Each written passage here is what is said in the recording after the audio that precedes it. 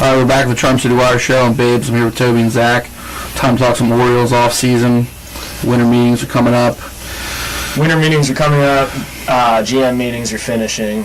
The worst news of the week for the Orioles is Dylan Bundy. I mean, they don't. His elbow's injured. I don't think they've announced exactly what it is yet. But again, this guy is supposed to be the future of our franchise. And honestly, I tweeted out yesterday. I think he might be the next Kerry Wood. Just can never put a career together. Well, just Kerry Wood had a few productive seasons. I mean, that's comparing Dylan Bundy to Kerry Wood's insult to Kerry. Jeez. I mean, it's, who knows where he's going with it, or where he's going in his career, but it's really disheartening to see all the people we thought were going to be incredible who might never work out at all. So it's just... That's why they draft like 500 people every offseason. So many. Yeah, and how many of those for the Orioles have worked out recently? Manny?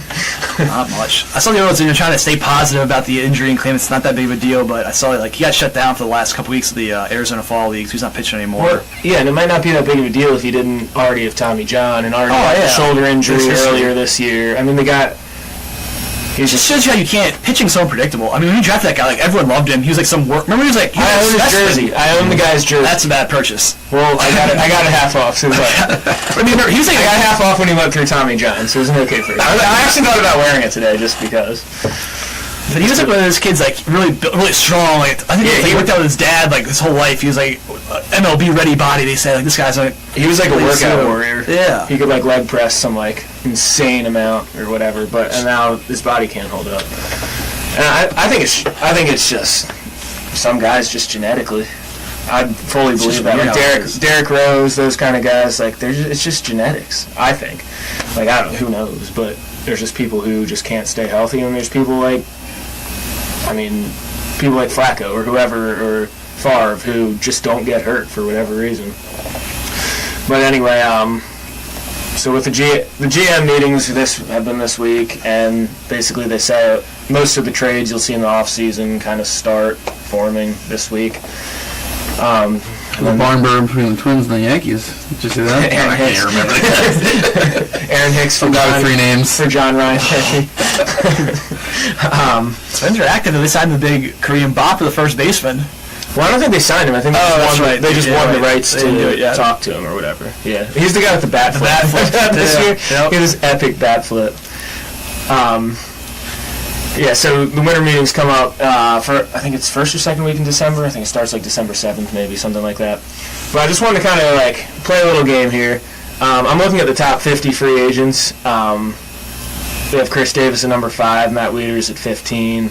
I'd say the Orioles had 6 in the top 50 and 3 in the top 15. So that's pretty. I mean, it's an embarrassment of riches. Yeah, at 13. O'Day's not till the 30s, just because of the position. But he was the top relief pitcher, though. Yeah. Yeah, it's a pretty thin market I hear for that. Yeah. Well, there's no real dominant closers or anything on the market. But and then we got Parra in there. He's ranked. MLB Trade Rumors has him ranked at 32. O'Day at 33. It's funny because I was looking at this who MLB Trade Rumors looks at, or who they think the Orioles are going to sign. They have Scott Kazmir, which I'd be alright with. I like that signing, and they have a couple other chumps in here. Who are they? John Jaso and Justin Morneau. How big of Orioles? Those are such Orioles signings. Justin Morneau. Morneau would have been great 4 years ago. Yeah. Where did he end up last night? He's another guy that always gets hurt, by the way. I don't know. Well, he had the bad concussion. And he was out for a long time. He was with the Rockies last year. Okay. Well, I think 2 years ago he actually won the NL batting title for the Rockies, which is bizarre. That's right. Him and Michael Kadire were really good together, and then Kadire just went to the Mets in his career. And then they both have lost seasons last year, but 2 years ago, they both. Yeah, I mean, not the youth in Coors Field. So anyway, I just wanted to play a game hypothetical scenarios. If the Orioles sign this guy, would you consider that a productive offseason? / would we then be back to the potential ALCS champion, World Series champion contenders? So, all right. So, let's say here, what if the Orioles re-sign Chris Davis and they sign a guy like Scott Kazmir, who I think is very realistic that they could sign, and then another guy bring back some Steve Pearce or something like that. Toby? Oh yeah, I'd be thrilled. Okay. I mean, that's can be like $200 million in an all season. I mean, do you think we're better though? Yeah. Because we're bringing in Casimir, but we're still losing Chen, we're losing Parra, we're losing leaders. Well, Parra didn't do anything for me. I don't know why I'm obsessed with Parra so much. Like, I get he plays good defense and play all 3 outfield spots. Because that guy, cheap. That guy, did he hit his weight with the Orioles? Well, no, like I think Casimir's better than Chen. I think it's close. Another reason I think the Orioles are obsessed with Parra is because he's not eligible for a qualifying offer. So, I don't even know what I'm saying. Yeah, I don't know where you're going with that. I don't know where I'm going with that. But Parra's not eligible. Basically, he's cheap. He's cheap. I think Casimir's better than Chen. Do you agree with that or no? No. I think that'd be a wash, kind of. Yeah, I don't know the ages isn't. Casimir probably has a lot more wear on him than Chen does. Yeah, Chen's actually still pretty young. Yeah. Chen's like 20. I think Casimir's going to turn 32 in the season. I'm not sure about. Maybe Chen's probably like 29. Maybe. Yeah, that's what I'm thinking. I think he's around 29. I think that's a wash. MLB Trade Rumors is projecting Chen to be a higher pay, more years than Casimir. Chen's younger and probably more durable, but I feel like Casimir has better stuff. It's more upside. You know what I mean? Like I feel like with Chen, you pretty much know you're going to get now, but I don't know. Casimir, I think has higher ceiling than Chen. All right. But I mean, if you sign Davis and Casimir, I wouldn't even start printing the World Series tickets. I don't know because I just don't think we're any better because we're still losing stuff. But all right, so let's say we leave Chris Davis off the board and we sign a different. Let's say we sign like a different corner outfielder like Alex Gordon. We'll put him in there. We'll put like a number 2 starter I'll throw in like Jeff Samardzija, who he'd be our number 1, but on a good team he's not a number 1 anymore. So we'll say Alex Gordon, Jeff Samardzija, and then. Who else can I throw in there? Like a Ben Zobrist, like a utility, not that he's a utility guy, but like a guy who can play a bunch of positions. I mean, hitters are all good players. I would enjoy that. I don't think it's going to happen. I mean, you think? So we're in Kansas City's roster getting Zobrist to go around. Yeah. That's a terrible thing to do. We're in a World Series. Yeah, seriously. But Zobrist is a good ball player. You can put him I see Zobrist playing in Baltimore next year. Like I think he's such a. I think the Orioles have wanted him for a lot of years. He's such a he'd be a good signing for us because he's older, so he'd be. Where would you pencil him in? And they could put him anywhere, but well, he can play anywhere. Outfield. Yeah, he'd have to be a corner outfielder for us. But I think he'd get. I mean, he's older. He's not super old. I think he's like 34. I mean, I think he'd get some at bats at DH, and I think he's a backup at second base, which is great because not that Scope's injury prone by any means, but if something happens to him, something like that. And then, honestly, what you could do is if Hardy gets hurt again this year, which very possible, you could do something like Manny at short, Scope over at third, Zobrist at second. He opens up so many opportunities for it. I love Ben Zobrist. I really hope the Orioles get him. So this guy, I haven't heard anything connected to the Orioles between him, but I think Doug Fister is... I think the Orioles get him too because he had such a bad year this year, and I think they're saying he could try to get a 1-year contract to rebuild his career. But he's been great over his career, and then this year is terrible. So I think he's the Orioles are going to sign him. I feel it. So let's say a guy like him, say re-sign O'Day and Alex Gordon. I mean, yeah. How would you be happy with that?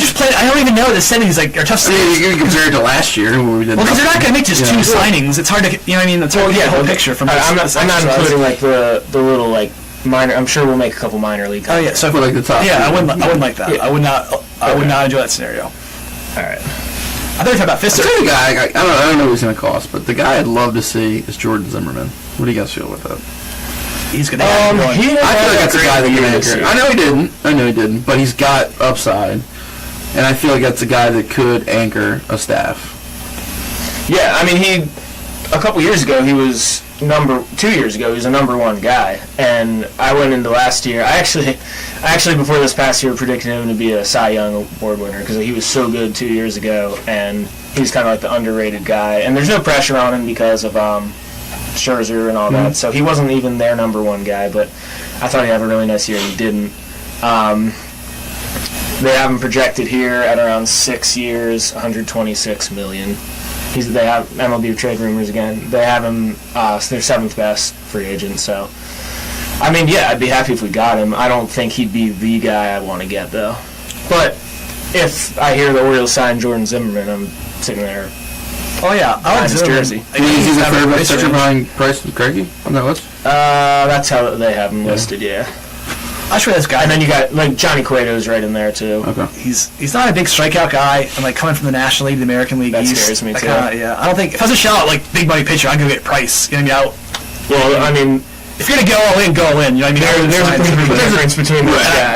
But I think the quality of the pitcher is a big difference. too. I mean, what's Price going to come in? They're projecting it around an $80 million difference between. Well, I think that's fair, though. I think he's over Zimmerman getting 6 years and Price getting 7. So per year, it's not as big as it sounds, but $80 million total.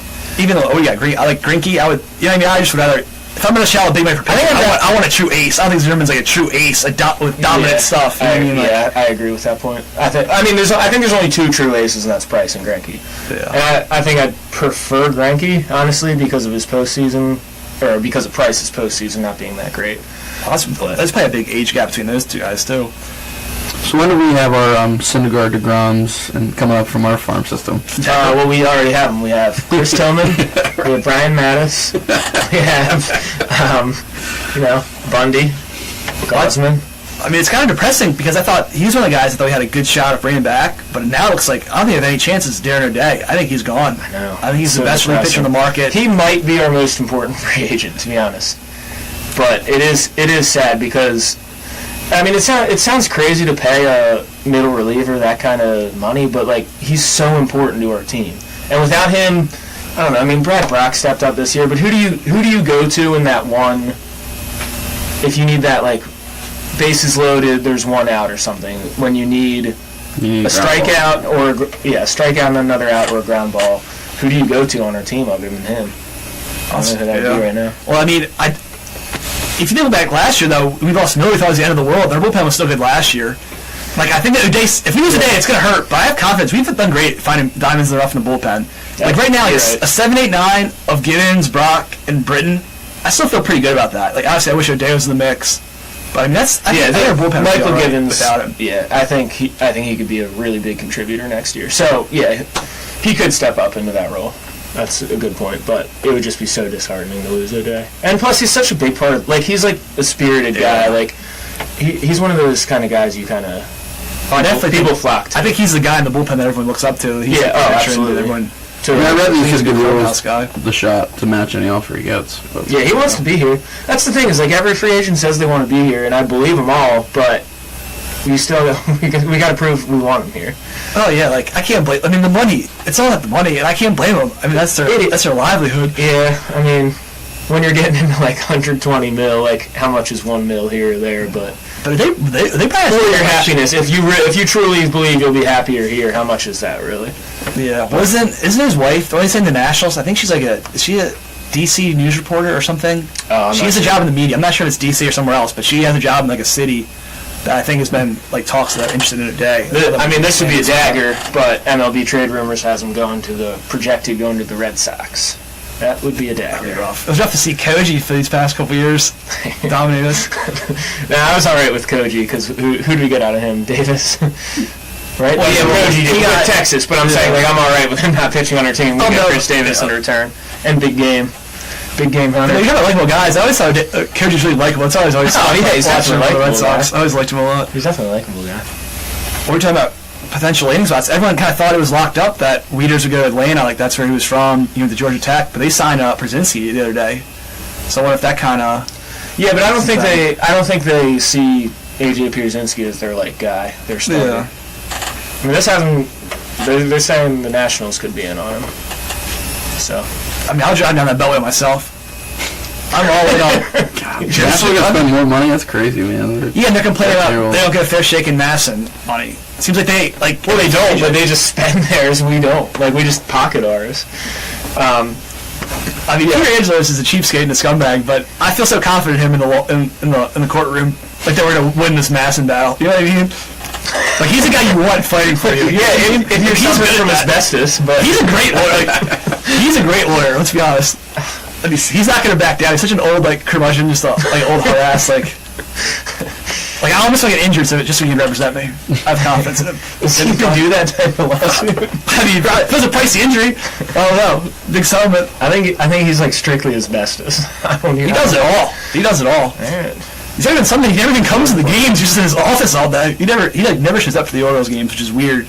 Because he doesn't care if we win. Oh, he cares. He's bringing a winner. He's bringing a winner back to the city. He better. I mean, Duquette. He better. There's going to be a lot of fire in this town.